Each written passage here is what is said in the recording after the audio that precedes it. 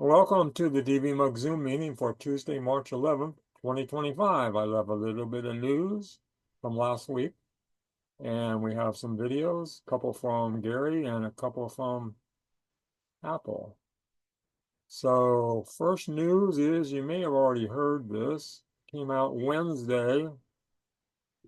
MacBook Air was released, M4. And it's a pretty darn nice computer, and they kept the price at $999.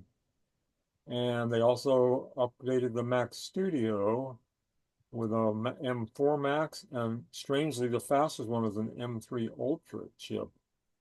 So here's the Tidbits article. So you get M4, you get center stage camera, which is nice. The base machine is $999, so that's nice. They're also, if you don't need the latest and greatest, I mean, any M series Mac is probably good enough for most people. The M2, I think the M3 and the M2s are blown out. I think you get an M2 MacBook Air with 16 gigs of RAM, I think for like $700 or something, 300 bucks off. Pretty darn cheap. So yeah, it's a pretty good deal. This is probably the computer for most people. Questions about that MacBook Air? There's also a 13-inch and a 15-inch also, so like there was before. Extra 200 bucks for the 15, I think. So, And then so is it also, you know, is it only the camera changed? What's no, the it was an difference? M3, so now it's an M4. It's faster, and the camera, that's the center stage camera. Okay. And I think that's the major things. Okay, Studio was upgraded. M4 Max, and the fastest one, strangely enough, has an M3 Ultra, not an M4.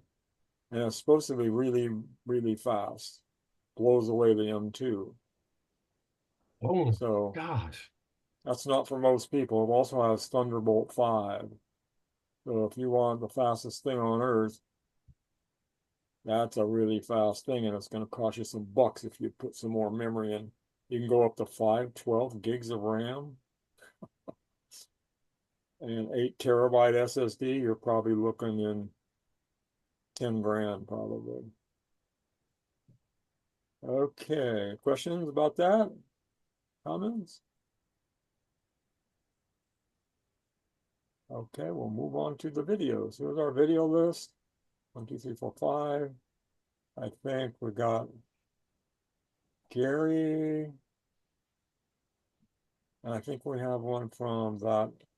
We'll see. We'll go ahead. Okay, here we go. How to use the redesigned iOS 18 Photos app. This is a lot of people don't like the new versions of iOS Photos. And people have had videos and readmes about how to turn off all the stuff you don't like and make it look like the old one. And Gary's going to explain us. Hi, this is Gary with MacMost.com. Let's take a look at how to get around in the new Photos app in iOS 18.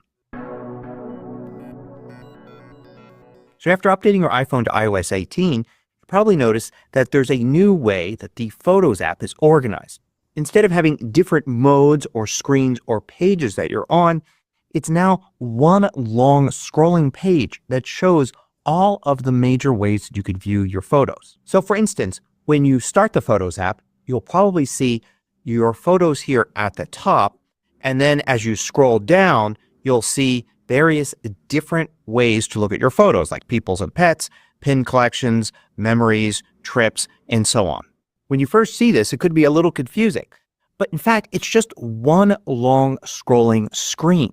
The top part of the screen is your library, showing each individual photo. Then below that are all of the different types of collections. When you start right here in the middle, and then you would scroll up or down depending upon what you want to see. Once you realize this is just one long page with everything on it, it's a little easier to figure out where to go. So let's start by scrolling up.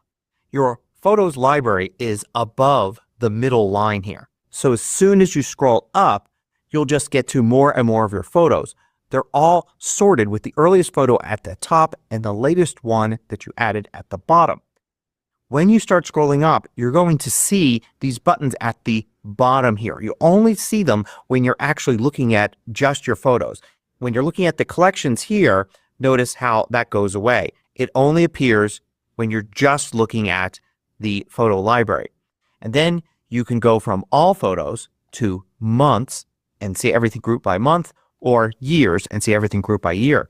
And then to get into an individual year, you would just tap on that year, you would go into months there, and then you would go into your full list again, but at that particular month. So it makes it easy to actually get to a certain year. Instead of having to scroll all the way up, you can just tap years here and then scroll down, get to a year that you want, tap it, and then to get to the month that you want, tap that, and now you're at that location in the long list. By the way, if you find these videos valuable, consider joining the more than 2,000 others that support MacMost at Patreon. You get exclusive content, course discounts, and more. You can read about it at macmost.com/Patreon. You could also tap here and then sort. So instead of by date captured, you can sort by recently added. You can also filter. So you can decide, for instance, that you just want to see videos or you just want to see photos that you've edited. And also you have view options here. So you can zoom in to make the individual photos a little bigger and easier to see. You can zoom out. You can change from squares to aspect ratio grid and back and forth like that. You can also choose whether or not to include screenshots or photos that have been shared with you. So you can get rid of screenshots there if you just don't want to see them when you look at your library. At the top, notice you still have the search button here. You can tap that and then type something to search. You also can tap select here, and this allows you to select individual photos like that. You can tap and drag to select a whole range. Then you can trash them. You can tap here and do a variety of different things with them, and tap here to share them in a variety of different ways. You can also tap on your user icon here and you can see information about your library, and you have some more options to choose from here. Now anytime, no matter where you are in the list of all your photos, even if you're all the way at the top, you can tap the X button here at the bottom right and it takes you back to that middle point right here. So you've got your library now above the line, and below it you have all the different collections. So the collections you see here are customizable. So you may see something different than what I'm seeing. So for instance, here I've got recent days and it shows me days where I've taken photos. I can tap where it says recent days and see a longer list of them, or I can just scroll through the list horizontally and I can tap on a specific day to see the photos I took on that day. Tap the button at the top left to go back. I can also do the same thing with albums. So here are all my albums. I can scroll through them horizontally. I can tap where it says albums and see a list of my albums. And this is where I would also create a new album and do other functions. And I could change how I view the albums as well. For instance, I could view them in a grid here. And then I can continue down. Here's people and pets. The same kind of functionality here going into each individual one. And there are options. And then I can tap where it says people and pets to just get a list of all of them instead of scrolling horizontally. Now pinned collections are other collections. So you've got things like your favorites, recently saved, looking at everything on a map, videos, screenshots. If you want to change what's in this list, you can tap modify here and you get a whole list of different pinned collections. So for instance, if you don't care about having a specific collection just for screenshots, you can remove it here. And if you want to add it back, it's right there. You can just tap it and it adds it back. If you want to see in pinned collections, say all of your selfies and maybe your hidden album, you can add those. And now if you look here, you'll see they are in this list. So pinned collections is completely modifiable. And next here I've got memories, which work the same way. You could view all your memories like that, or you can scroll horizontally through them, tap on one to go to it. You've got trips, which is kind of a new collection here. It just groups your photos automatically by trips, and you can view them all, and you can even look at them by years like that. Tap on an individual one to go to it. like that. Then I've got featured photos, another automatic collection that's created that I go into. I've got media types. So at this point, it's just showing you a list, but they work the same way. If I want to view, for instance, all of my selfies, I tap here and it goes into that just like any other collection. So I've got these 4 media types here. I can tap here and see there are actually more media types than just the ones there that are listed. Then you have utilities, which are even more different collections here. Things like favorites, hidden, and so on. You can tap on utilities here and you could see all of them.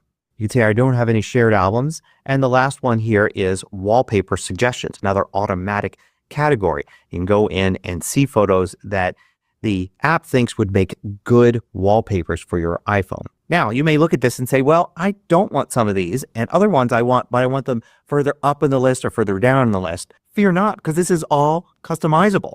At the very bottom, you have customize and reorder.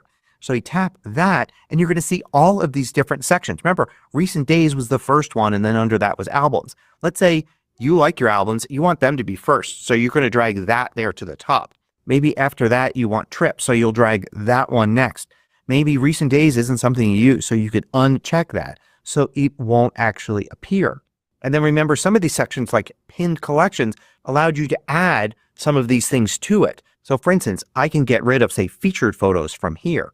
And then I can go back into pinned collections here and I could add featured photos to my pinned collections if I want. I can just get rid of all of these and really simplify the page. And notice here it's all about the library now. Or what might make more sense is to go in here and add pinned collections only, and then in pinned collections add the things I want just to make the page super simple. Now I realize that over the years people had grown used to how the Photos app had organized things, and this seems like a major change. But it really kind of simplifies everything by it just being in one long list that you can scroll up and down and customize to be in the order you want with the things that you want shown there. Features wise, you haven't lost anything. You still have all your albums and your ability to customize your albums as you want. You still have people and places and all of the other types of sections. You even have some new things as well.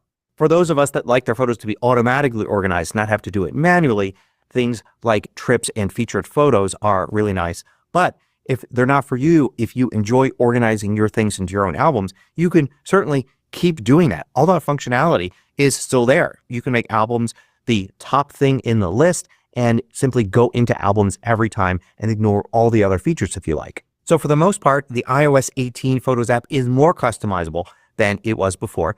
You just have to maybe take a minute to set it up like you want. Hope you found this useful. Thanks for watching.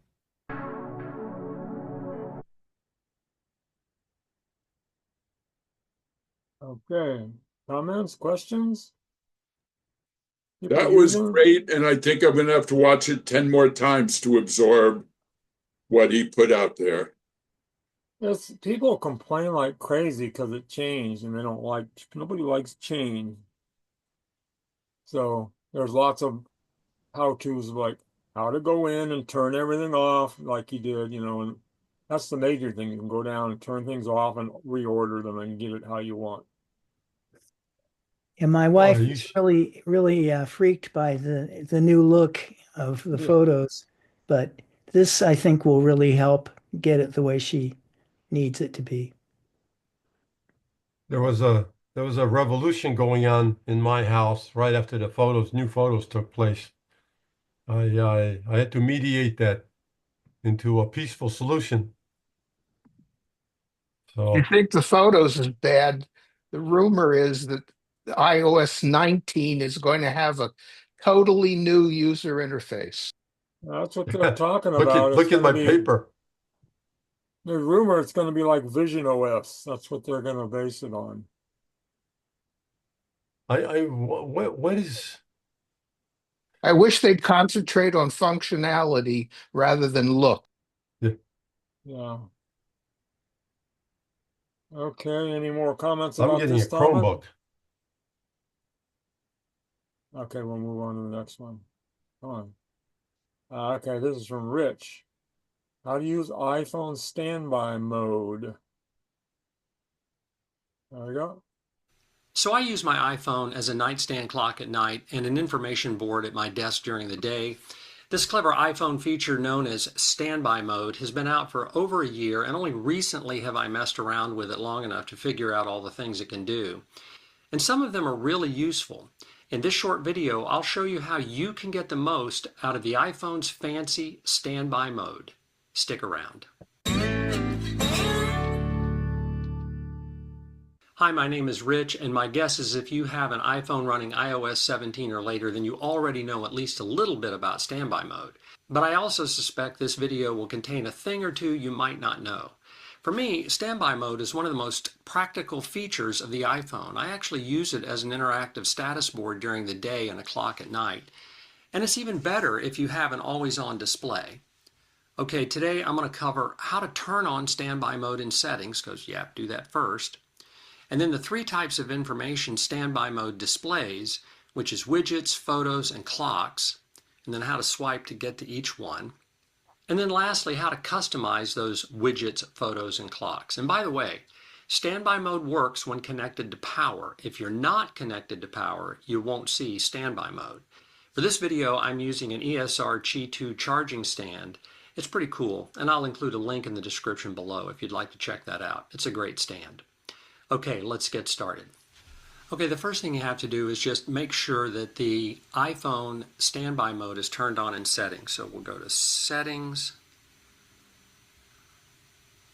We'll go to standby mode right here. And then you'll make sure it's turned on. If it's turned off, you'll never see it. If you flip that little switch, you will see it. You can also turn on night mode. That means if you have your phone in standby mode and it's night and you have a clock on, it'll dim the clock. It turns it kind of red, so it's not very bright in the room. You can also have notifications that will pop up on the phone even if it's in standby mode if you turn that on. That's up to you. I turn it off because I don't want notifications. I get notified about everything all the time, and so I don't want that popping up. But that's how you turn it on in settings. So you got to make sure it's turned on. Again, you got to make sure that it's connected to power. If you don't have a stand like this, a MagSafe charging stand, you can plug power into the bottom of your phone, either with a lightning connector or a USB-C, and then turn your phone and you can use it in standby mode. Now, to get to standby mode, you have to first turn the phone and make sure that it's horizontal like that. And then the phone has to be off. It can't be on like it is here. So you click that button and then it's horizontal. It'll come into standby mode like that in a few seconds. And that's how you get it going. So now it's on your stand and you have it in standby mode. Pretty simple.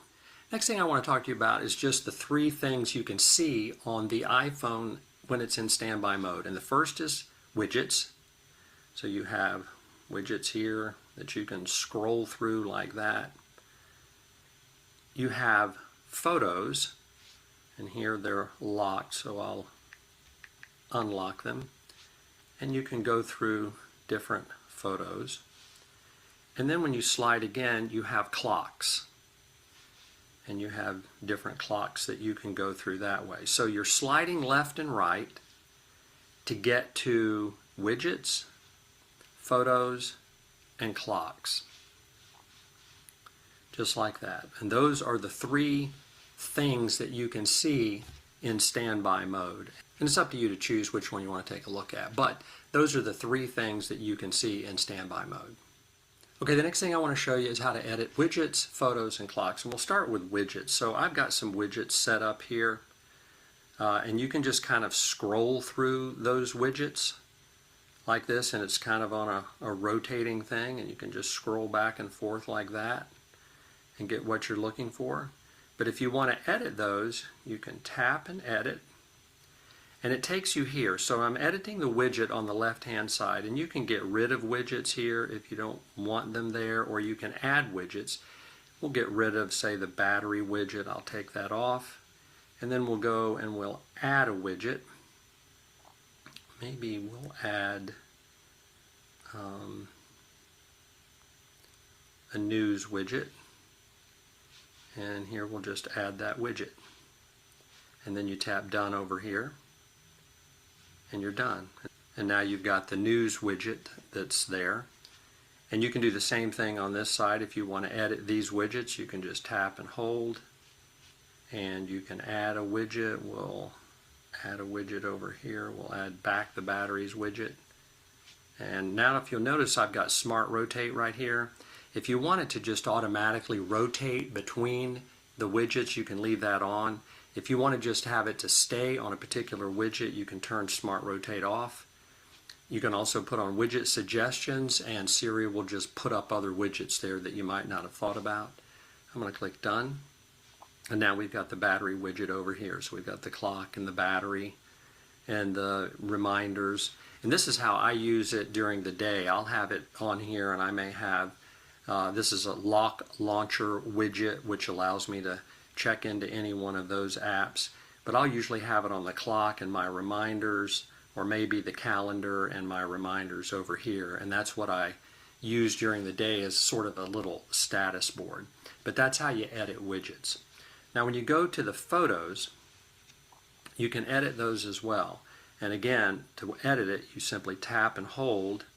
And now if you'll notice, I've got various albums in here. And if you don't want to see a particular album, for example, here's Nature. If I click Done, you'll see Nature album and all the photos that I have in a Nature album. But if I tap and hold and I don't want to see that, I can just tap the little eye right there and it hides it. Now you can't delete it or get rid of it like you can a widget, but you can hide it. And so now if I click Done and we go back in here, you'll notice that there's no Nature album in here. Now, one thing you might notice also is that when I was in the widgets, you could just sort of scroll and rotate through them. But when you're in photos, you can't do that. So you have a top album, and if you'll notice, I'm scrolling down, scrolling, and then I get to the bottom, and I can't scroll anymore. It won't go back. So you can only go top to bottom. It'd be great if you could just scroll in one direction and get to all of your photos, but you can't. Now, if you want to add photos to it, you can tap and hold. You can hit the plus. You can choose an album that you have, and now it will join in here. And so now you've got a new album. And by the way, if you have an album in your Photos app, all of the photos in that album will now show up here. So it's not going to scroll between, say, Desk Views and Justin. It's going to show all the pictures I have in the album of Scout, all the pictures I have in the album of Justin. And so that's how you view and edit photos in standby mode. If you swipe over to clocks, again, you can scroll up and down to get to your clocks. And the swiping thing is kind of important, you know. Again, it's left and right to get from widgets to photos to clocks, and it's up and down to change things. Now, if you want to edit a clock, again, just like every thing else, you tap and hold. And now you've got a little circle here where you can edit it. And if you tap on that, you can change color. So there's not a lot you can do here. Maybe I'll change it to that, and you can see it changes the second hand and the date to a different color. And then you can tap on the X. And now you've got a slightly different look to it. If you don't like this color here, you can tap and hold. Tap on the little circle and go over to the colors. And maybe we'll make it that color. And now you have a slightly different color there too. Again, if you notice, you cannot add clocks or delete clocks. You just have them in here. You've got about, what, 4, 1, 2, 3, 4. You got 5 different clocks that are in here. And there's not a lot of editing you can do. In fact, if you tap and hold on this one, you can't even edit it. There's nothing you can do. But if you swipe here and you tap and hold, you can edit the color of that one. And you can change it like that. And now you've got a clock that looks like that. But that is how you edit widgets, photos, and the clocks. Pretty simple. Yes, I really do enjoy the iPhone standby mode, and as you can see, it's not that hard to set up or use. In fact, It's pretty easy. Okay, that's it for today's short tutorial. I hope you learned a few things that was worth your time. As always, thanks so much for watching, and I'll see you in the next video. Okay, comments, questions? People use this? My phone doesn't do it, it's too old. That was pretty cool. Do we know what model this started with? He said it has to run iOS 17. All right. So will any phone that can run iOS 17 do this? Probably.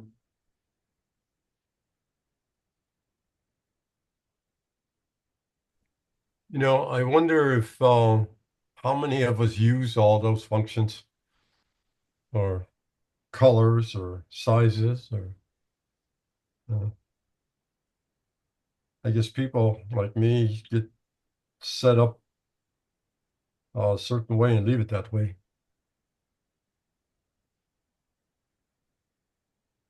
Okay. So this clock is pretty cool. When the numbers turn over, it's like those old real clocks where Yeah. So it just has to be plugged into power and turned sideways, and then it works.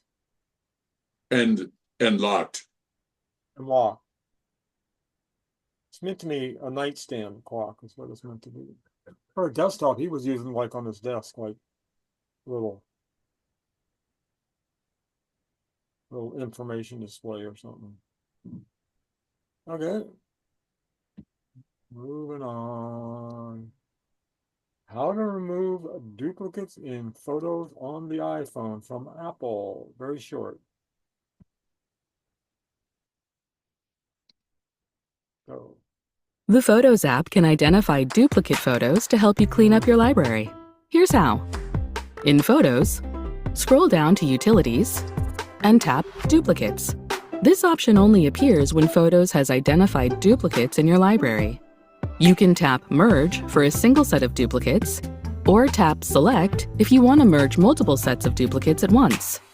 Tap the pictures you want to merge, or tap Select All. Tap Merge at the bottom of the screen. You can choose to merge only photos that are exactly the same, or all photos that appear to be the same, but may have unique resolutions, file formats, or other slight differences. We'll tap Merge Items to remove all the duplicates that Photos identified. Photos will merge duplicates into one photo with the highest quality, while combining relevant data like captions, keywords, and favorites. Tap Merge Items to confirm. Duplicates that are removed go to the recently deleted collection.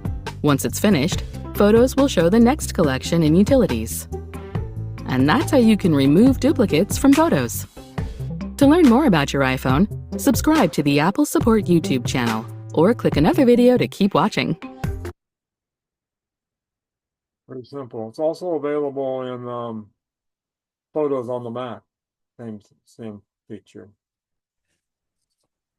Does it allow you to choose how similar the photos are that it's thinking of deleting? It's not very, no, what she showed is how it works. Like other utilities like Power Photos, you can adjust all the criteria and it's more granular. No, sometimes it specifically says identical photos versus similar photos. Right. So I would say don't do all 90. She showed 90. Do the 66 exact first, and then I would go through the other 30 something one by one, and maybe it would tell you, one is a lower resolution. You made a smaller picture or something, and it would, if you choose merge, it will keep the better one and get rid of the lower resolution one. I mean, you'd be amazed. People have been using Photos for years. They have tens of thousands of photos. You have duplicates, people. And some people have lots of them. Like you have 10,000 photos, you'll have 1,000 duplicates. It's easy. I used it earlier today because I was scanning some receipts, and I wound up scanning some of them more than once, even though the camera was a little off for one versus the other. It identified them as duplicates and cleaned up a mess for me. Yeah. Yeah, I didn't realize Going that. back to the, oh, sorry. Going back to the previous topic, I looked up, and standby mode runs on any phone that runs iOS 17. Right. Oh, do I have iOS 17? I don't know. Would that include, well, it would, iPhone 11? Yes, Yeah, from the XR on. Yeah, I have an X, so I can't do it. I'm on 16. Am I on, what version am I on? Yeah, I'm on 16 on my X. Okay. Anything else? Photos? Okay. Next topic. This is a very short one from Apple. How to add home addresses in contacts and maps on your iPhone and iPad. Okay, there we go. You can add and edit your home address in Contacts and Maps. We'll show you how to add your home address in the Contacts app and how to add it in the Maps app. Let's get started. First, we'll show you how to add your home address in Contacts. In the Contacts app, tap My Card. Tap Edit in the top right corner of the screen. Now scroll down and tap Add Address to add a new address.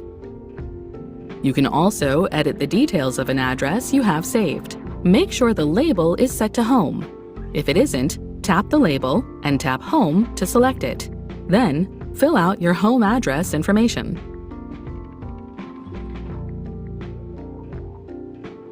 When you're finished, tap Done, and your home address is set in the Contacts app. Now we'll show you how to add your home address in Maps. In the Maps app, if you have a home address set and would like to add a new address, you can tap Add. If you don't have a home address set yet, tap Home. Begin to enter your home address, then tap your address when it appears in the list below. If it's not already selected, choose My Home in the type list below your address. Then tap Done. And that's it. Now you have your home address set in Maps. There's no place like home. To learn more about your iPhone, subscribe to the Apple Support YouTube channel or click another video to keep watching. Yeah, it's nice to have that set in your contact. I would say not just your address, your phone number, your email. So like when you're on a web page and have autofill turned on, you go type in, it'll autofill all that stuff. Or you're out somewhere and you say, well, you're in your car on your phone and you say directions home, and it'll give you, it knows where your home is. You don't have to type it in. Good. Comments, questions? Okay. I like these little Apple short ones. Okay, next one is Gary, 10 ways to save money when buying Apple products. Okay, here we go. Close that and play. Hi, this is Gary with MacBoast.com. Here are some ways that you can save money when buying Apple products. Now, no doubt about it, Apple products are expensive, but there are some ways you can save money when buying a new one. For instance, you can go to the Apple refurbished store. So these are most commonly products that were returned and then get refurbished by Apple, sometimes replacing entire parts inside of the device. Then checked over, and Apple gives you a special 1-year warranty with them. So if you go to apple.com/shop/refurbished, you can browse through these. So for instance, if you're looking for a new Mac, you can look at the refurbished Macs here, choose the model that you want, let's say an iMac here, see what's available, and you can see how much money you'll save over buying this one new. I myself have bought many Apple refurbished products and have been very happy with them. You can also buy refurbished Apple products from other retailers although it's really common online to see lots of people complaining about issues with those. I'm sure the majority of them are good. I've never tried to buy one from someone else myself. Now, you can also buy Apple products from stores other than Apple. Some are online, some are brick and mortar. For instance, here's a well-known, well-established online shop that sells computers, and you could see that they occasionally run deals where you'll save money off of Apple's price. Here's another one, very well known, and you'll find most of Apple's products here. And sometimes they'll have specials and you get a little bit off of the price from Apple. Other times you'll actually get new Apple products that Apple has recently stopped selling. So you get those a little cheaper and you may not be able to find them from Apple at all. Now, if you're a student, you can get a discount from Apple on some products. If you go to apple.com/us-edu/store, for instance, you're in the US educational store, and you're going to see all the Apple products listed here. And when you go to take a look at them, you'll see that the prices are adjusted for educational pricing. It's been a long time since I've been able to use this, but I think at some point you have to identify yourself as a student, maybe which school you go to, that kind of thing. Sometimes you can also go to college school stores and they'll have Apple products for sale there, and they'll have the educational discount as well. By the way, if you find these videos valuable, consider joining the more than 2,000 others that support MacMost at Patreon. You get exclusive content, course discounts, and more. You can read about it at macmost.com/Patreon. Another way to save money is to trade in your old Mac product when upgrading. This is most commonly done with iPhones, but it can be done with Macs as well. So you can go to apple.com/shop/trade-in, and you can give information about your product and get a quote from them about how much you'll get when you trade it in. I've done this before with iPhones, and you can either set it up so you can trade in the old iPhone after updating to the new one, or you could have the trade-in ready and swap it right there at the store. Now, of course, another way to save money is to buy a used product instead of a new one. You can find plenty of used Macs, iPads, and iPhones for sale online. Of course, you got to be very careful because there are a lot of scammers out there, both the ones scamming you completely like there is no product or it's a different product, and the ones that just simply aren't telling you about some issue with it. For this reason, I completely avoid buying things like used Macs online. However, sometimes we get chances to buy a used Mac from a friend or family member, somebody we trust, and that could be a really good deal. Also, there are stores that sell used Macs. And if you know one in your area, particularly if you know it's been there for a long time, maybe you visited them before, there's probably a level of trust there. And they also probably provide some amount of support after they sell it. So those could be better deals. You're probably not going to get scammed if you're actually walking into a store that's been there selling Macs for 10 years. Now, another way to save money is to be careful about what you buy. For instance, you could buy a MacBook Air or a MacBook Pro. So often I hear about people buying a MacBook Pro, which start at $1,600, when they could have done with a MacBook Air, and those start at $1,100. Now, if you've got the money, that's fine. But if you're looking to save money, a lot of times the MacBook Air is the better deal than the MacBook Pro, or the Mac Mini is a better deal than the Mac Studio. So keep that in mind. And if you're worried about something like, say, you're worried that a MacBook Air can't handle the photo editing you need to do, or the screen isn't bright enough, or something like that, then try to visit an Apple store or another retailer that's going to have them on display where you could try them. But you can go into an Apple store, walk up to a MacBook Air, maybe download a large image online, bring it into the Photos app, try applying some effects, try different things, and see exactly how it looks on the screen and how well it works. And this may help you feel more confident in buying the cheaper MacBook Air over the MacBook Pro. And also, I've recently done a video on getting an external drive to save money on the high cost of an internal drive. Apple charges a premium for internal storage, while I certainly don't ever recommend getting the smallest amount of internal storage. In a lot of situations, you can have a compromise and get the 0.5 terabyte or 1 terabyte SSD from Apple, and then get an external drive to supplement that.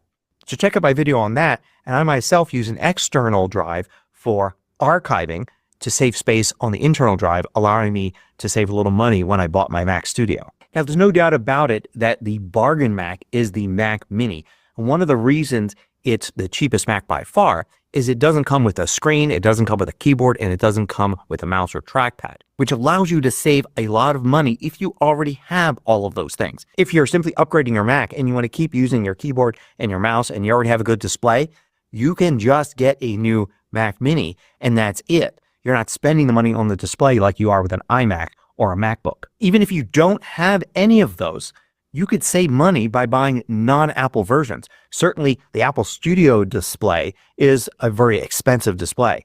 You can get a $300 4K display very easily, and you can get keyboards and a mouse or a trackpad each for well under $100 and save money versus the Apple products. Now, also note that Apple accessories tend to be pretty expensive as well. So, for instance, here at the Apple site, if I wanted to get a second charger for a MacBook, a common thing people want to do, you could see it's $59 for a new 70-watt USB-C power adapter, which is what you may want. And if you look on Amazon, you'll find the same power adapter from Apple at the same price, but you'll also find adapters from other companies that are 70 watts or even more. And those could be half the price or less. And the same thing goes for buying cables. You need some extra cables, you need some adapters, things like that. You can usually find them cheaper than what Apple sells. And even if Apple sells a third-party one at their site, usually it's a premium at the exact retail price. You're not going to find any sales or anything like that at the Apple store. Now here's one that only save you a little bit of money, but you should definitely save it, and it's easy to forget. Use your credit card to get those points. If you're like me and never carry a balance on your credit card, the points are just free money. Now, one of the best deals you can get is using Apple's own card. Since the Apple Card is Apple's own card, one of the things they do is offer 3% back when you buy from Apple. But there are other cards out there that will also offer 2, 3, or even more back when buying from anywhere. And there are even sometimes special deals. Like one of my other cards sometimes offers special deals when buying from a store like Best Buy, which of course sells Apple products. So buying with that card at the right time while a deal is available could actually get me a significant discount on that product. And finally, let's talk about digital products.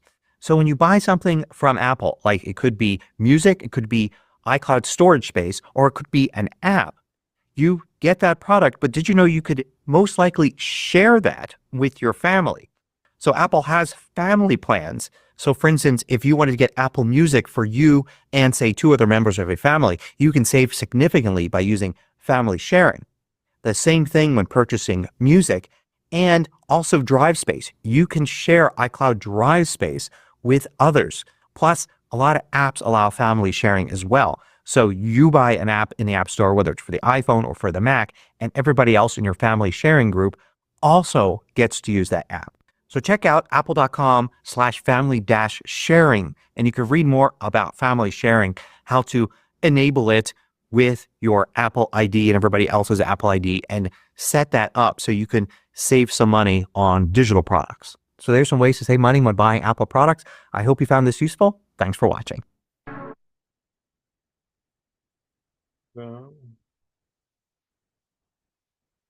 Comments, questions?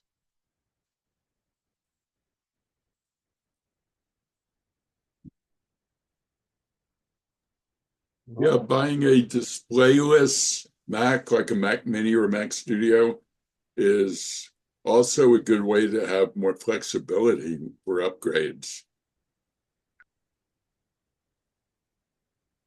Yeah, the Mini is a deal because your monitor may well outlast, your computer. A lot of people get a new iMac and their screen's perfectly good. It's just outdated. They want a new OS. Basically throwing away a perfectly good monitor. Lots of them go to the e-waste with working monitors.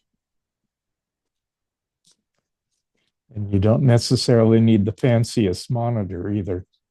I just bought a 32-inch 4K HDR LG display delivered with tax for $250.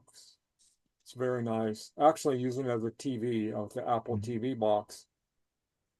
It works excellent. My sister-in-law got a brand new Mac Air a couple weeks ago, just based on how many points she had acquired in her credit card. And now there's a new MacBook Air. But she didn't get the new one, right? M4.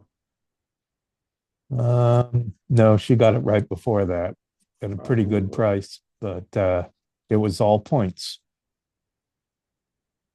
All right, so John, like I where'd you said, get your monitor from? if you don't need the latest and greatest, an M4 is a killer machine, but an M2 Mac will do everything most people need to do. You know, any M's, even an M1, they're super powerful machines. Yeah. If you're going to surf the internet, you don't need the No, any M, fastest no, and they're going to be stuff. supported for a long time. So, yeah, any M series machine is fine.